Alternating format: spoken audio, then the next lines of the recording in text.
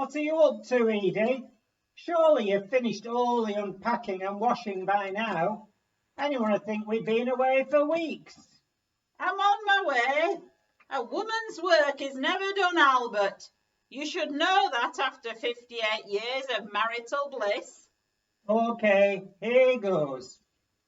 Welcome to Life in Lockdown, the fifth in a series of oddcasts from Albert and Edie. We will be exploring what life is like for a couple of ordinary old folk in the UK at the moment. My name is Albert and I'm 84, and I'll soon be joined by Edie, my darling wife. All sorted, Albert, and ready to share this week's words of wisdom to the great British public. We should have been spending the last couple of weeks in Weston-super-Mare, but because of the pandemic, we had to alter our plans. So we thought we'd share a few tips for having a staycation, which many of us will be doing this year.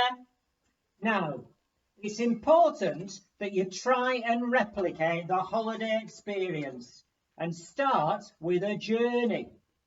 We got 2 dining chairs and sat them in front of the telly and put on an episode of Peter Kay's Car Share. If you use your imagination, then the roads around Bolton are very similar to the outskirts of Weston-super-Mare. The journey seemed to go by in no time, and there was none of that nonsense with sick bags you sometimes get on coach holidays. One of the things I always enjoy on holiday is getting into a lovely, freshly made bed. So I pull the sheets tight, sprayed them with a bit of Febreze, and then, as a finishing touch, I sprinkled a bit of sand on it. I mean, when you go to the seaside, the sand gets everywhere, doesn't it? I thought I'd make a bit of effort, and I told Edie I'd make a special pudding every night, like the ones we usually have in the hotel. The first night, I made a luxury bread and butter pudding with chocolate spread for added indulgence. Unfortunately, I forgot to take my glasses on holiday and didn't realise till I tasted it I'd used Marmite instead of chocolate spread. The next night, he said he'd treat me to a lovely fruit salad, but he got a bit mixed up, and what he thought were going to be grapes turned out to be olives. Ooh. After that, I was banned from the kitchen, and Edie reminded me we hadn't actually gone on holiday, and my glasses were upstairs where I left them.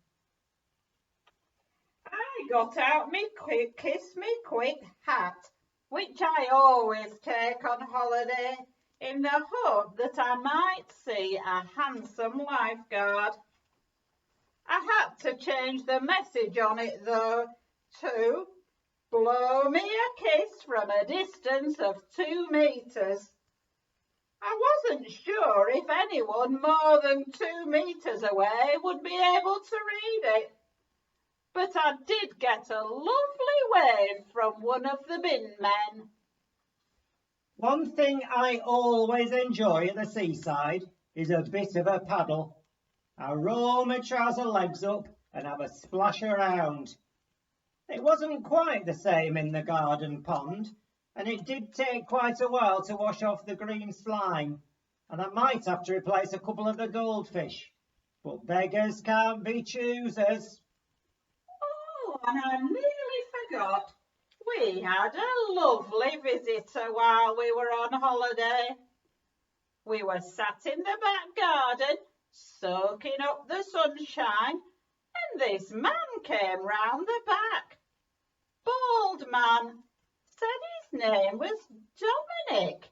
Could he hide in our garden for a little while as he was being chased by nasty men with cameras.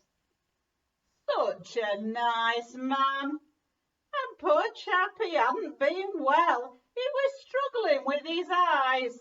I gave him an old pair of glasses of Albert's before he went, and he seemed ever so grateful.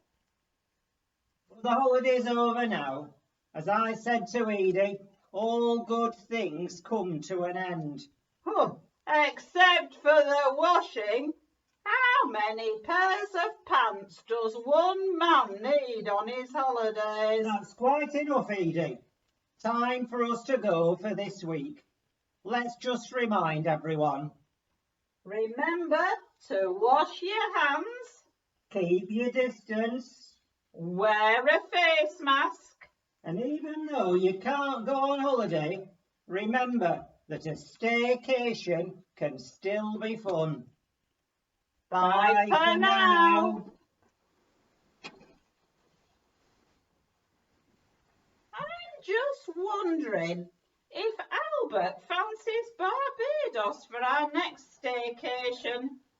I've always fancied a go at limbo dancing. Just a thought.